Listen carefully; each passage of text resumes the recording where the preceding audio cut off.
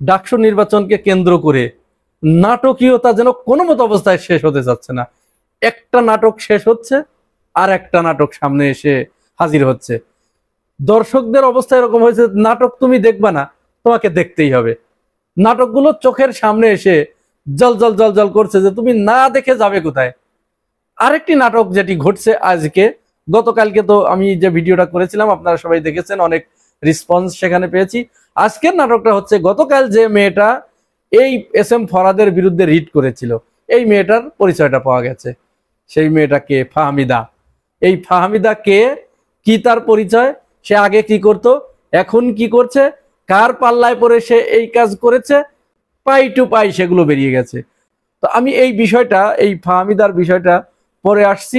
তার আগে একটা বিষয় আমি আপনাদেরকে অ্যাড করি। কালকের ভিডিওতে যে বিষয়টা বাদ পড়েছিল সেটি আজকে আমি আপনাদেরকে আগে বলি, তারপরে ওই বিষয়টায় আসছি। বিষয়টা হচ্ছে ছাত্র দলের যে ভিপি প্রার্থী, অনেকেই একে নাম দিয়েছে, নতুন একটা নাম দিয়েছে, ওনাকে বলা হচ্ছে কবি আবেন্দ্র মোদী প্রভুপাদ। এরকম নাম কেন দেয়া হচ্ছে তার সে বিষয়টি আপনারা খোঁজখবর নিলেই জানতে পারবেন। এই ছেলেটা গতকাল যখন ডাকসু নির্বাচন স্থগিত হয়, তখন কিন্তু এটি যে ছাত্র দলের ইন্ধনে এবং বামদের ইন্ধনে এই নির্বাচন স্থগিত হয়েছিল, এতে কোনো সন্দেহ নাই। বামদের ইন্ধনে বন্ধ হয়েছিল। কেন তারা বন্ধ করেছিল? তারা যে নিশ্চিত পরাজয় জেনেই এই ফাহমিদাকে দিয়ে এটি করিয়েছে এবং এটি যে আসছে ওপার থেকে, সেটার প্রমাণ আমি আজকে আপনাদেরকে দেখাবো। তো এইটা যখন বন্ধ হয়ে গেল, ছাত্রদল ভিতরে ভিতরে প্রচন্ড খুশি হয়ে গেল। এবার খুশি হবার তো মাত্র 30 মিনিটের ভিতরে, মাত্র 30 মিনিট, কেউ কেউ বলছে 1 ঘন্টা, কিন্তু আমরা যদি দৃশ্যপট চিন্তা করি তাহলে হয়তো অল্প কিছু সময়ের ভিতরে, আমরা এভাবে বলি, অল্প কিছু সময়ের ভিতরে শিশির মনির এই বিষয়ে পদক্ষেপ নিয়ে বড় ধরনের একটা বিপদ থেকে ঢাকা বিশ্ববিদ্যালয়কে উদ্ধার করেছে। কারণ যখনই নির্বাচন স্থগিত করেছে হাইকোর্ট, সাথে সাথে ঢাকা বিশ্ববিদ্যালয়ের যে আপামর জনসাধারণ, যে ছাত্ররা, যে শিক্ষার্থীরা রাস্তায় নেমে এসেছে। আচ্ছা চিন্তা করুন তো, এই ধরনের একটা পরিস্থিতি কেন তারা তৈরি করলো, কোন উদ্দেশ্য নিয়ে? উদ্দেশ্য আমরা যেটা মনে করি সেটা ওই একটাই, যে নিশ্চিত পরাজয়। এই নিশ্চিত পরাজয় জেনে নিজের নাক কেটে অন্যের যাত্রা ভঙ্গ করা মানুষ হচ্ছে এই লোকগুলো। এরা সাথে সাথে শিশির মনির তো পদক্ষেপ নিলেন যে মেসাকার অবস্থা হয়ে যাবে, ছাত্ররা যদি উত্তেজিত হয়ে যায় তাহলে পরিস্থিতি সামাল দেওয়া কঠিন হয়ে যাবে। এরপরে শিশির মনিরের ক্ষিপ্র কর্মচঞ্চলতায় চেম্বার জজ ওই হাইকোর্টের রায়কে স্থগিত করে। তার মানে 9 তারিখে নির্বাচন হতে আর কোনো বাধা থাকলো না। এবার ছাত্রদল যে এই নির্বাচন বাতিল করেছে, এই হাইকোর্টের এই রায় চেম্বার জজ স্থগিত করার কারণে তাদের ভিতরে যে দাউ দাউ করে আগুন জ্বলেছে, তার একটা বক্তব্য আসেন আমরা শুনে আসি। সে কি বলেছে বক্তব্যে, আগে এই বক্তব্যটা শুনি, তারপরে কথা বলি। এবং এই বিশ্ববিদ্যালয় প্রশাসন এই রিটের পক্ষে যে আইনজীবী নিযুক্ত করেছে সে হচ্ছে শিশির মনির। বিশ্ববিদ্যালয় প্রশাসন স্পষ্ট ভাষায় বলছি, আজকে থাকার কথা ছিল কবরে, আছি এখানে। আমার রক্ত, আমাদের রক্ত, আমাদের কণ্ঠের উপর দাঁড়িয়ে তুমি সেই প্রশাসনে বসেছ। তোমাকে তো কোনো দলের প্রতিনিধিত্ব করার জন্য বসানো হয় না। আচ্ছা আপনারা তো বক্তব্য শুনলেন, আপনারা বলুন তো তার এই বক্তব্যের ভিতরে স্পষ্ট দ্বিচারিতা আছে কিনা? সে একদিকে বলছে ছাত্র সংসদ নির্বাচন হতেই হবে, তার মানে খুশি, সে খুশি, খুশি তো হবার কথা। নির্বাচনের পক্ষে যদি সে হয়ে থাকে, নির্বাচন যদি তাদের একান্ত চাওয়া হয়ে থাকে, তার বক্তব্য অনুযায়ী যেভাবে সে মানে কবিতার মতো করে হতে হবে হতে হবে হতে হবে, এটি যদি তার চাওয়া হয়ে থাকে তাহলে তো তার খুশি হবার কথা। খুশি হবার কথা কার প্রতি? শিশির মনিরের প্রতি। শিশির মনিরের খুব প্রম্পট সিদ্ধান্তের কারণেই কিন্তু চেম্বার জজ হাইকোর্টের ওই রায়কে স্থগিত করেছে। তাহলে শিশির মনিরের প্রতি তার খুশি হবার কথা না? সে তা না করে শিশির মনিরের 14 গোষ্ঠী উদ্ধার করছে, যে তার পরিচয় কিন্তু ইতিমধ্যেই জোকার হিসেবে প্রতিষ্ঠিত হয়ে গেছে।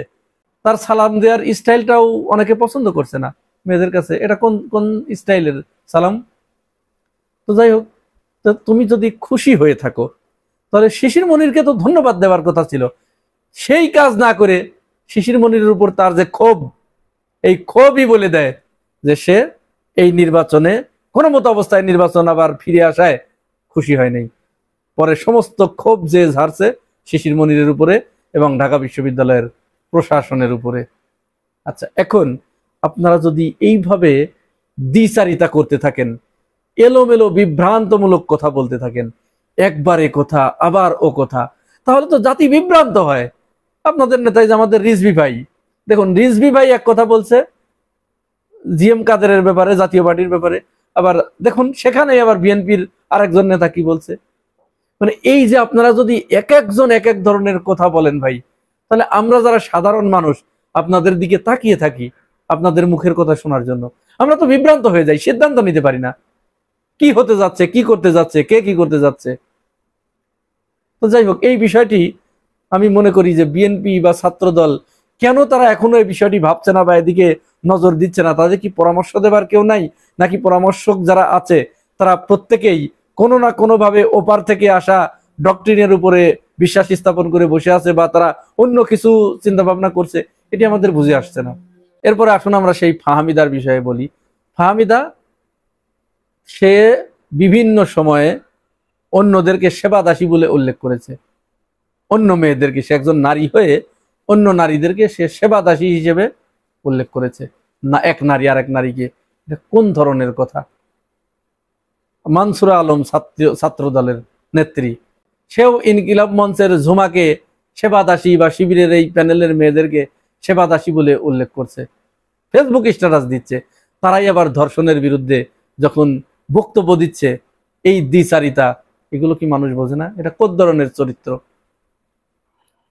তো এই রিটকারী এই মেয়ে গত জুলাই আন্দোলনে, আমার দেশে একটি রিপোর্ট প্রকাশিত হয়েছে, এই মেয়ে জুলাই আন্দোলন চলাকালীন সময়ে এই মেয়ের জুলাই আন্দোলনের পক্ষে কোনো পোস্ট নাই, নীরব, পুরাটা নীরব। সে একেবারে চূড়ান্ত পর্যায়ে যখন বিজয়ের আগ মুহূর্তে কয়েকদিন আগে মেট্রো রেলের ভাঙা কাঁচের ছবি দিয়ে শেখ হাসিনার সাথে তার একাত্মতা পোষণ করেছে। শুধু তাই নয়, এই মেয়ে দেখুন, সে শুধু তার জীবন ধরে শুধু শেখ মুজিবের ছবি আর শেখ মুজিবের ছবি আঁকিয়ে আঁকিয়ে শুভ জন্মদিন জাতির পিতা, তার মানে তার প্রেমটা কোথায়, বুঝতে পেরেছেন তো? শুধু তাই নয়, আরেকটি ইনক্লুসিভ ছবি আমি আপনাদেরকে দেখাই। এই যে দেখুন তো, এই ছবিটা কার সাথে, চিনতে পারেন কিনা? ছাত্রলীগের সাবেক সভাপতি সাদ্দামের সাথে। দেখুন তো মাঝখানে এটাকে, কারা এগুলো, কোথায়, এই ছবি কি করে আসে? তাহলে সে নিজে ছাত্রলীগের কর্মী হয়ে, নিজে সে শেখ হাসিনার স্বৈরাচারের দোসর হয়ে সে গেছে এস এম ফরহাদের বিরুদ্ধে রিট করতে। কার সাথে? ওই যে হেমা চাকমা। এই হেমা চাকমার ব্যাপারে তার কাছে প্রশ্ন করা হয়েছে যে হেমা চাকমাও তো ছাত্রলীগের সাংস্কৃতিক বিষয়ক সম্পাদক ছিল, তাহলে সে আপনার সাথে শিবিরের টেন্টে গিয়ে মব সৃষ্টি করতেছে? সে তখন তার জবাব দিচ্ছে যে না, আমি তো তার বিষয়ে আমি জানি না, সে আমার সাথে তো ওইখানে গিয়েছিল, শিবির যখন স্বাধীনতা বিরোধীদের ছবি টাঙিয়েছিল তখন তো হেমা আমার সাথে ওখানে ছিল। তার মানে আকাম কুকাম যে যাই করুক, সবকিছু তার সাথে থাকলে, তার দলের হলে সব মাপ, কোনো সমস্যা নাই। একজন আল্লাহর ফেরেস্তাও যদি অন্য কোনো দল করে, তাহলে তখন প্রশ্ন যে তুমি আল্লাহর যে ফেরেস্তা, এর প্রমাণ কি? ওই আবু জেহেলদের মতোই কোথার স্টাইল আর কি। তো এই মেয়ে, সেই হেমা চাকমা, তার বিরুদ্ধে তুমি মামলা করতে পারো না, তোর সাথে তোমার জানের দোস্তি, সেও তো তোমারই প্যানেলের।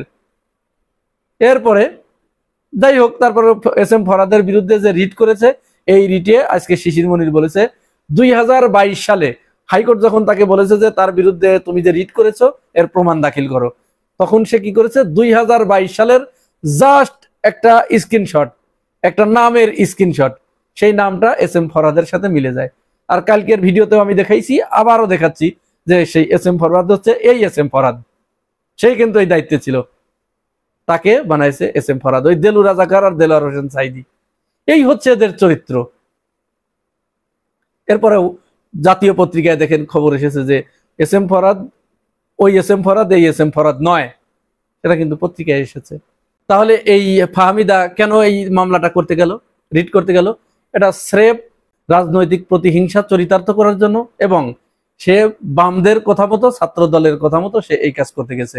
তার প্রমাণ কি? এবার আসেন সর্বশেষ প্রমাণটা দেই, যে ফাহমিদা যখন মামলা করলো, এই মামলাতে কিন্তু তারা ভেবেছিল যে মামলা করলেই নির্বাচন স্থগিত করবে হাইকোর্ট, এবং কার কাছে মামলা করবে, কোন আইনজীবী, সেই আইনজীবীও কিন্তু তারা নির্ধারণ করেই গিয়েছিল যে তার কাছে গেলেই সে নির্বাচন স্থগিত করে দেবে। কারা স্থগিত করেছে সেই নাম দুটিও আপনারা জানেন, তারপরেও আমি তার নাম, আর যেহেতু আদালতের বিষয়টা আমি আর নাম উল্লেখ করলাম না। এরপর যখন মেঘমল্লার দেখলো যে আর কোনো মতো অবস্থায় এখানে টিকে থাকা সম্ভব নয়, আর কোনো মতো অবস্থায় ভোট পাওয়া সম্ভব নয়, এদের তো ভোট নেই, এদের কে ভোট দেবে, মেঘমল্লার এই যে ছবিটা দেখুন, আমি দেখালাম যে সে এখন হসপিটালে যাচ্ছে। যাই হোক, সে এখন হসপিটালে ভর্তি হতে যাচ্ছে। আমরা জানি না, আল্লাহ পাক ভালো জানে, আর মেঘমল্লার জানে যে তার অ্যাপেন্ডিক্সের অপারেশনটা এই মুহূর্তেই কেন করাতে হলো। তবে যাই হোক, সে যে উদ্দেশ্য নিয়েই করুক, যদি সত্যি সত্যি তার অপারেশন হয়ে থাকে, আমরা তার জন্য শুভকামনা করি, আমরা তার জন্য দোয়া করি যেন সে দ্রুতই সুস্থ হয়ে আবার রাজনীতির ময়দানে ফিরে এসে যেন সুস্থ ধারার রাজনীতিতে মনোনিবেশ করে, কাউকে হেয় প্রতিপন্ন করতে, প্রতিহিংসা চরিতার্থ করার জন্য এবং মিথ্যা রাজনৈতিক বয়ান যেন সে আর না ছড়ায়, এই আহ্বান তার কাছে থাকবে।